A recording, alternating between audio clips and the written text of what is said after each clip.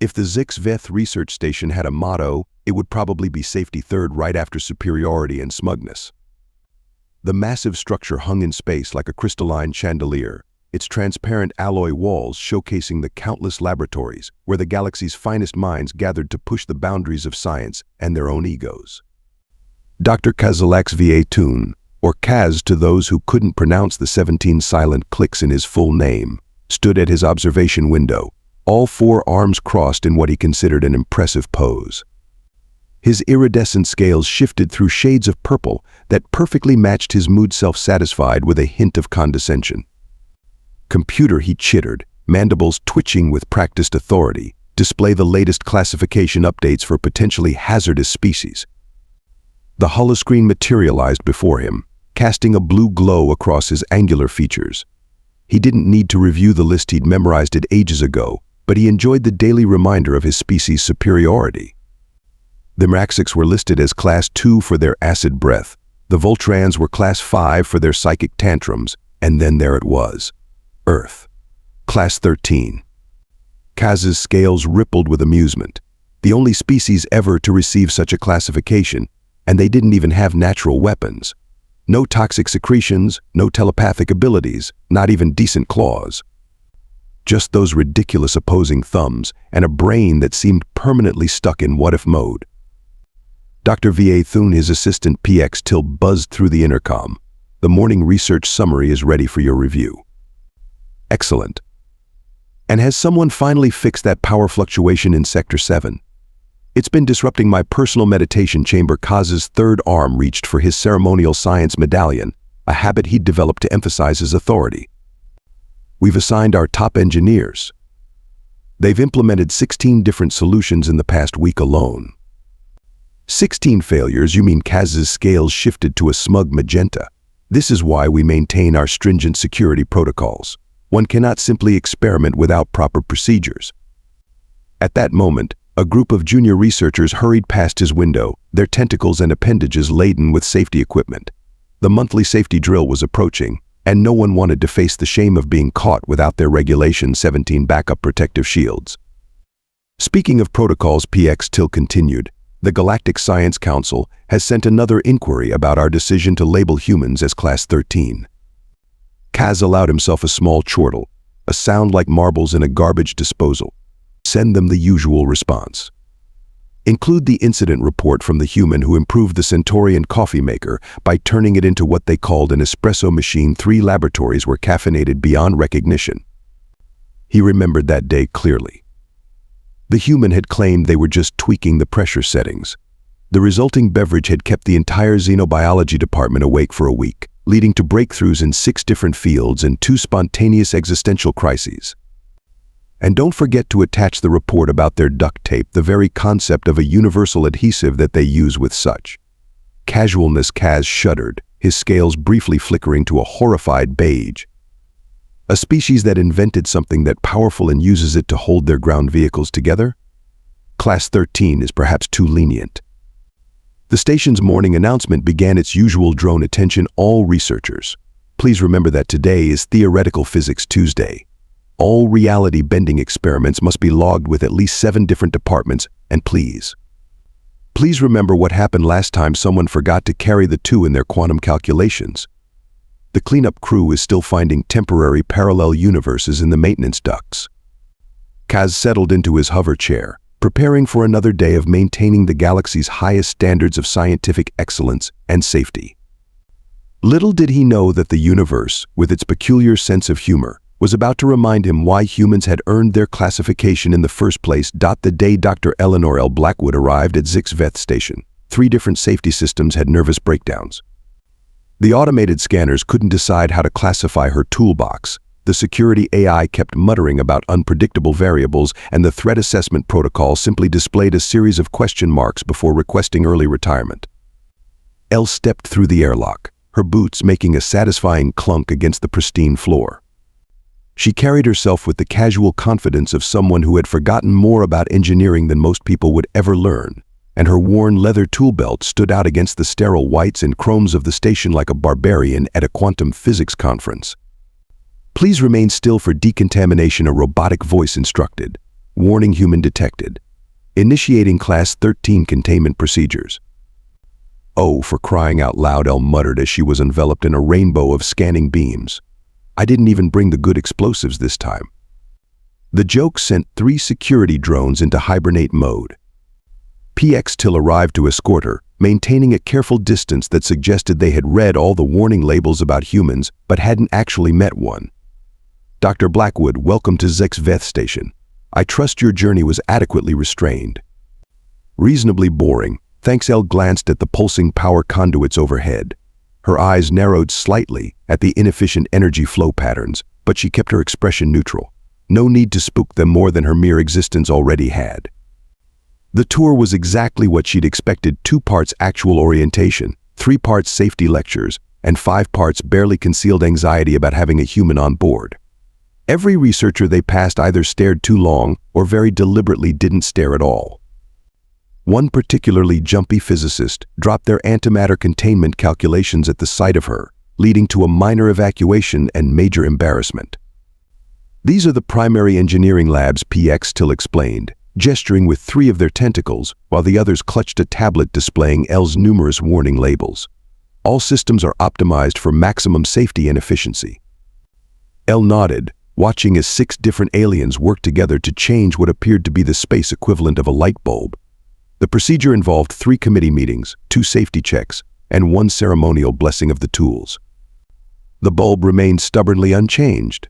Fascinating, she said, in the tone humans usually reserved for watching paint dry. And how long does a typical maintenance procedure take? Only 4 to 6 standard cycles, assuming all the proper forms are filed in septuplicate. PX Till seemed proud of this fact. We've reduced it from 8 cycles last year. Elle's fingers twitched instinctively toward her tool belt, but she resisted. Her official assignment was to observe and consult, not to point out that their ultra-advanced power grid was being bottlenecked by what appeared to be the galaxy's most sophisticated series of extension cords. The tour ended at her assigned laboratory, which had been specially human-proofed. This seemed to mainly involve putting warning labels on the warning labels on the warning labels and installing enough safety interlocks to protect a planet of particularly accident-prone toddlers. Dr. Veth will expect your preliminary observation report in 3 cycles, PX Till informed her, already backing toward the door. Please remember that any unauthorized modifications, improvements, optimizations, or moments of human inspiration must be logged with at least 12 departments before implementation. Understood, Elle replied, fighting to keep her face straight as she watched a maintenance bot struggle with a door that could have been fixed with 2 minutes and a screwdriver. I'll be sure to file all the proper paperwork before I even think about thinking. As PX Till hurried away, Elle pulled out her tablet and began taking notes. The station's systems were a masterpiece of overcomplicated engineering, like a Rube Goldberg machine designed by a committee of paranoid bureaucrats. Everything worked, technically, but with all the grace and efficiency of a drunk giraffe on roller skates. She gave it a week before something broke spectacularly enough to override their fear of human solutions. Maybe 2, if she factored in their impressive ability to ignore problems until they reached critical mass. Well, she muttered to herself, watching as the maintenance bot finally gave up and started filing paperwork to report its own inefficiency. At least it won't be boring. Day 23 of what Elle had started calling the Great Power Struggle began with the lights in Sector 7 doing the Macarena. The artificial gravity had developed a sense of humor, randomly deciding that down was more of a suggestion than a rule, and the station's main computer had taken to sighing dramatically whenever anyone made a request. Elle sat in her lab, adding to her growing collection of things I'm not allowed to fix yet notes. Entry 47, primary power, coupling experiencing fluctuations. Alien solution added 3 backup couplings, each with its own backup, creating what amounts to a game of quantum hot potato with electricity. The morning's entertainment arrived in the form of Dr. Veth's latest solution attempt. 6 engineers in full protective gear were installing what appeared to be a meditation crystal designed to soothe the angry energy spirits. As you can observe, Dr. Blackwood announced, his scales a confident shade of mauve. We're implementing a harmonious resonance dampener based on ancient Verdaxian principles. Fascinating, Elle replied, watching as the crystal began to pulse in sync with the power fluctuations, effectively amplifying them. And the spiritual alignment of the crystal is based on The most precise calculations Kaz's third arm reached for his science medallion. We've factored in the quantum harmonic frequencies, the psychic resonance patterns, and of course the appropriate number of safety protocols. The crystal chose that moment to start humming the galaxy's equivalent of elevator music. Entry 48 aliens attempted to solve engineering problem with New Age space crystal. Results main generator now believes it's a lounge singer. 3 more solutions followed in quick succession. The first involved rerouting power through a series of increasingly complex pathways that El privately dubbed the maze of unnecessary complexity.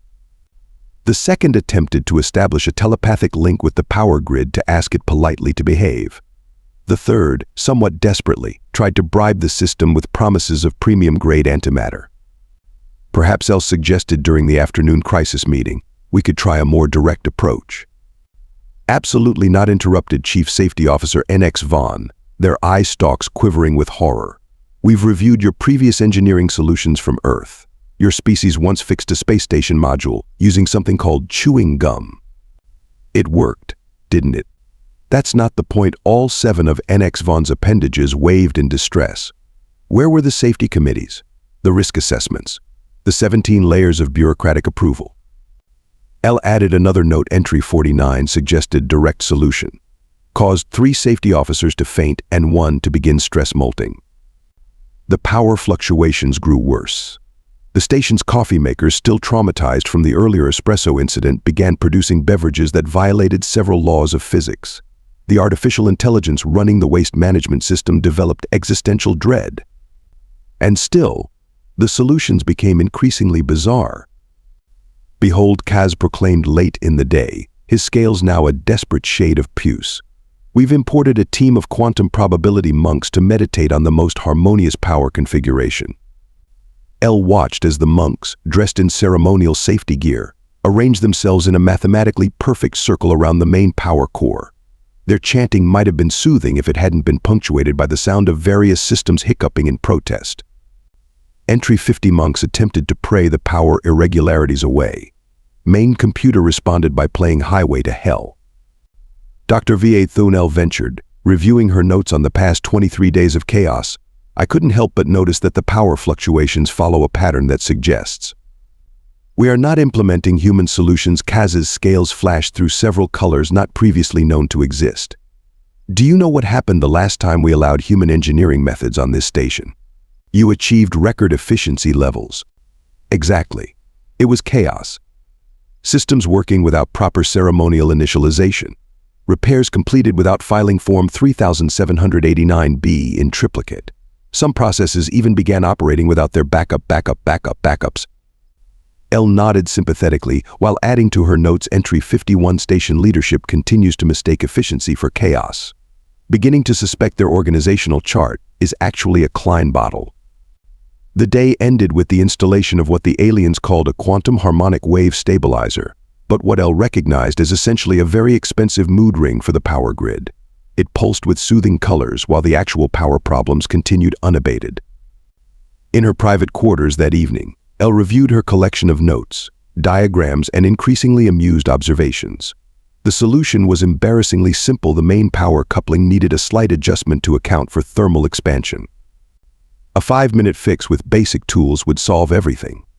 But station protocols required all solutions to be approved by no less than 12 committees, blessed by at least 3 different species religious authorities, tested in a simulation that itself needed to be tested and certified, filed with the Galactic Safety Board under 47 different categories, implemented only after a mandatory waiting period to allow the universe to adjust to the possibility of change. Elle leaned back in her chair, a small smile playing at her lips as she added one final note for the day. Entry 52, beginning to understand why Earth is classified as Class 13. It's not because we're dangerous, it's because we're efficient. And in a galaxy run by bureaucrats, that's the scariest thing of all. The day of the Galactic Science Council's annual review began with the main computer playing the final countdown on all channels. Nobody had programmed this feature. The AI had developed a flair for dramatic irony all on its own. Representatives from 17 advanced civilizations gathered in the main laboratory to witness the unveiling of Zix Veth station's latest breakthrough, the quantum harmonic resonance manipulator, or as Elle had dubbed it in her notes, the really expensive thing that goes bing.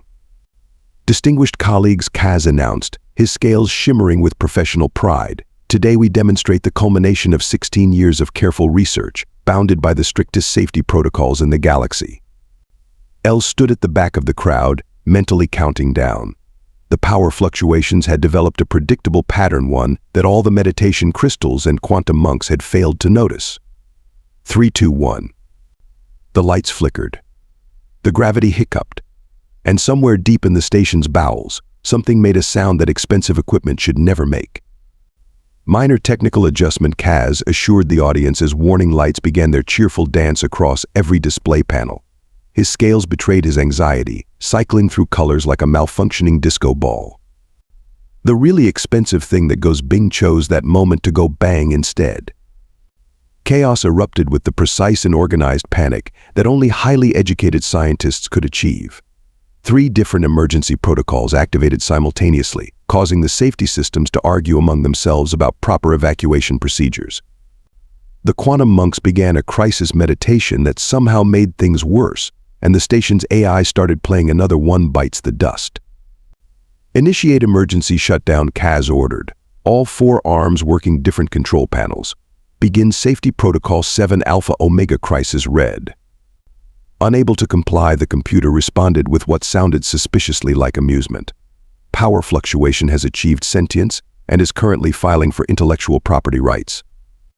Elle watched as the assembled aliens rushed to form emergency committees to discuss the formation of crisis management subcommittees. She checked her watch, did some quick mental calculations, and decided that if she wanted to prevent the station from achieving comedy-based supernova status, now was probably the time. Dr. Veth, she called out, her voice cutting through the carefully orchestrated pandemonium. I can fix this. The entire room froze. Kaz's scales turned a pale, horrified beige.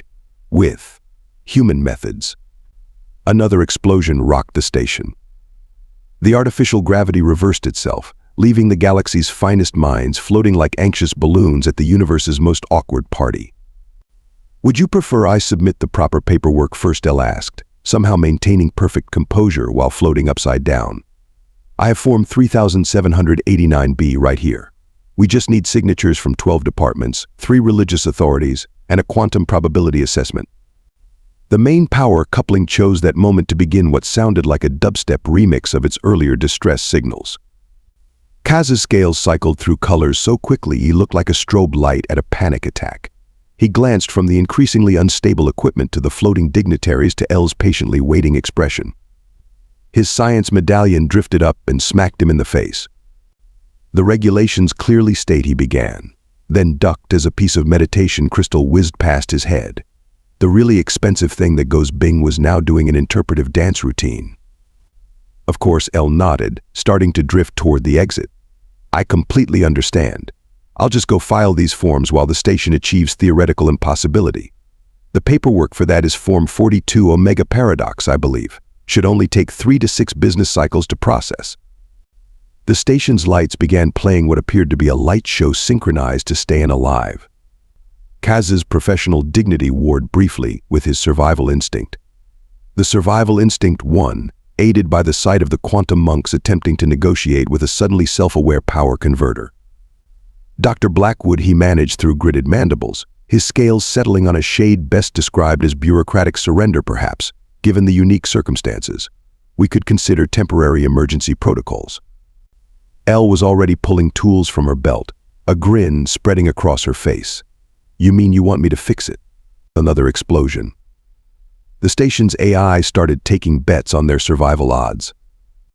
Yes, Kaz whispered, the word physically paining him. Then, louder as another system screamed in mechanical agony, yes, fix it now. Would you like that in writing? Elle asked sweetly, already moving toward the main power core. Signed in triplicate, notarized by the quantum monks. Just fix it. Elle's grin widened as she pulled out a simple wrench. See? That wasn't so hard to say, was it?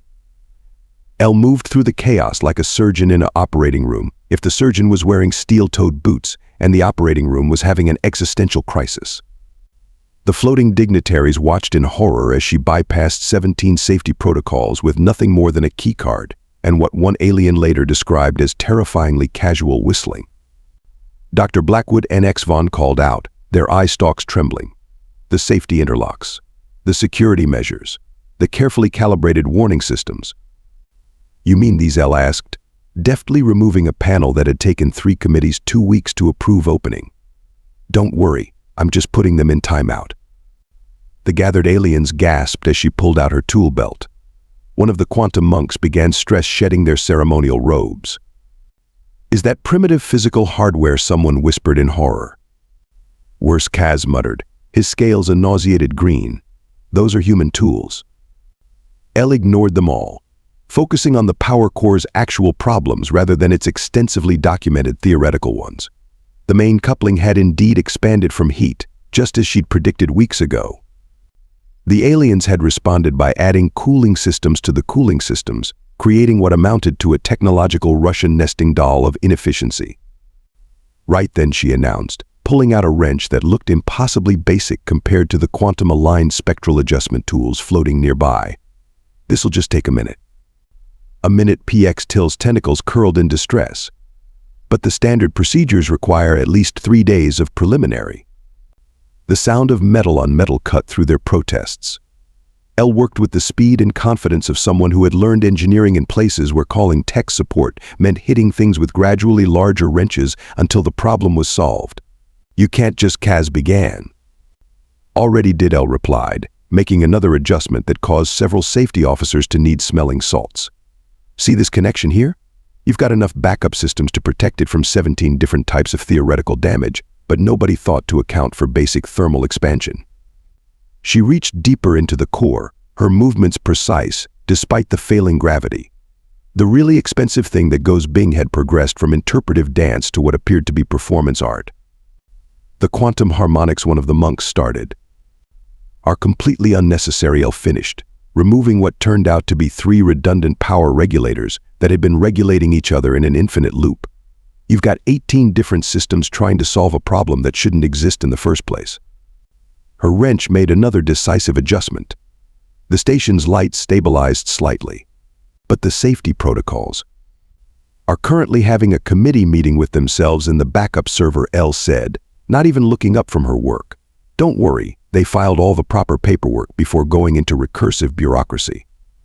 The aliens watched in mounting horror as she systematically stripped away layers of overcomplicated solutions, replacing them with what Kaz would later describe in his report as terrifyingly efficient simplicity.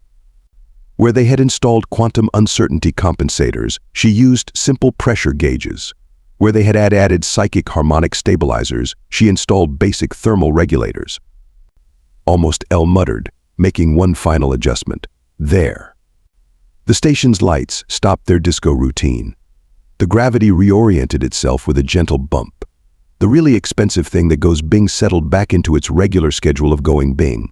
Around them, systems began operating with smooth, quiet efficiency. No committees required, no forms filed, no quantum monks chanting probability equations. The horror on the aliens' faces deepened as they realized what had happened. "But it's NX," Vaughn stammered. "Working," Elle suggested, putting away her tools. "Efficient," Kaz exclaimed, the word coming out like a curse. His scales had turned a shade of purple previously reserved for discussions of tax audits. The gathered dignitaries floated in stunned silence, watching as the station's various systems continued to function with absolutely no regard for proper bureaucratic procedures. The main computer, apparently resigned to its newly streamlined existence, had started playing Don't Stop Believin' at a respectful volume. "This is exactly why humans are classified as Class 13," one of the council members whispered. "They just fix things, without proper documentation." Elle wiped her hands on a rag, surveying her work with satisfaction. "Would it make you feel better if I filed the paperwork retroactively?"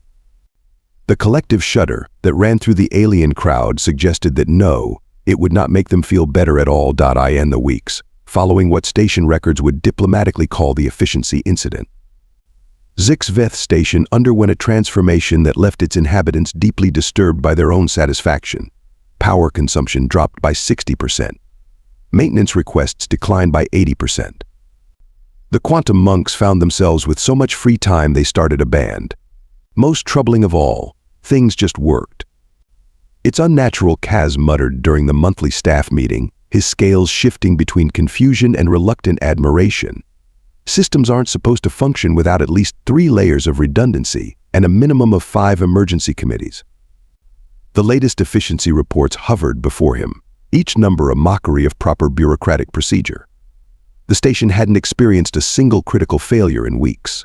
The AI had stopped playing disaster-themed music and had taken up meditation instead.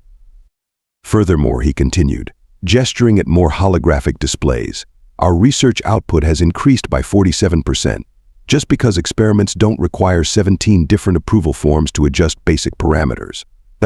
Elle sat at the conference table, trying not to look too smug as various department heads presented their findings.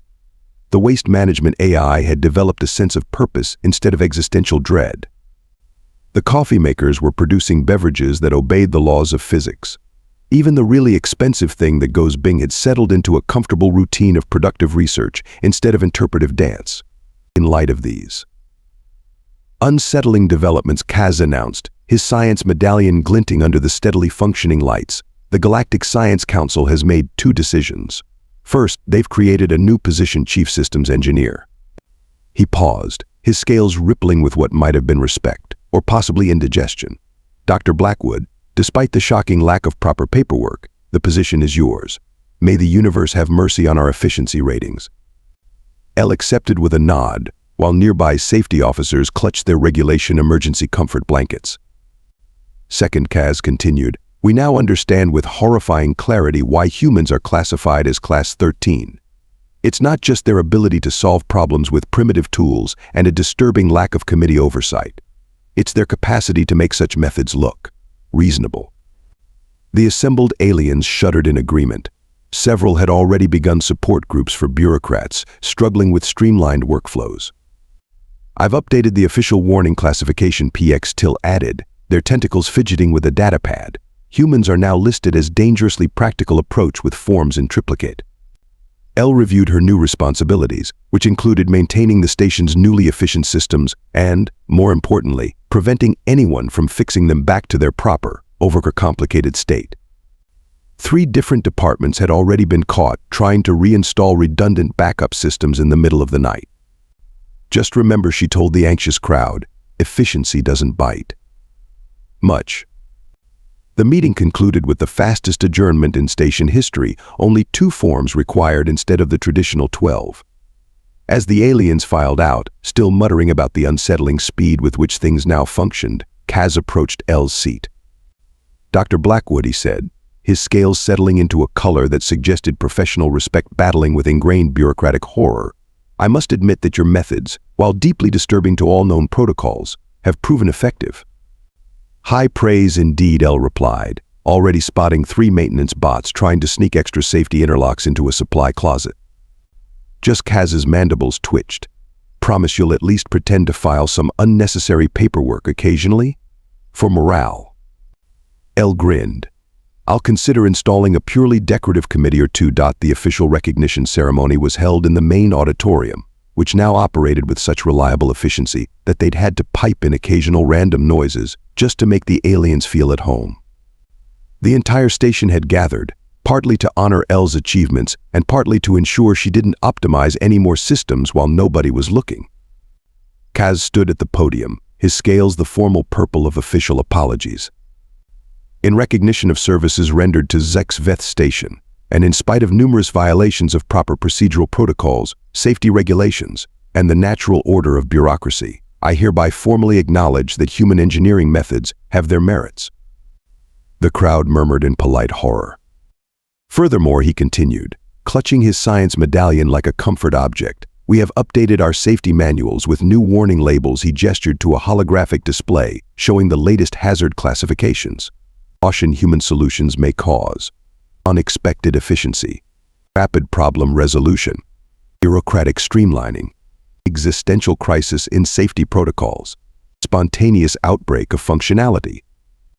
Elle approached the podium for her acceptance speech, carefully stepping around a group of safety officers who were still conducting their mandatory risk assessment of the walking path. I'd like to thank the 16 committees, 12 subcommittees, and 3 quantum probability assessment teams that eventually approved my acceptance of this recognition, she began, earning nervous laughter from the crowd.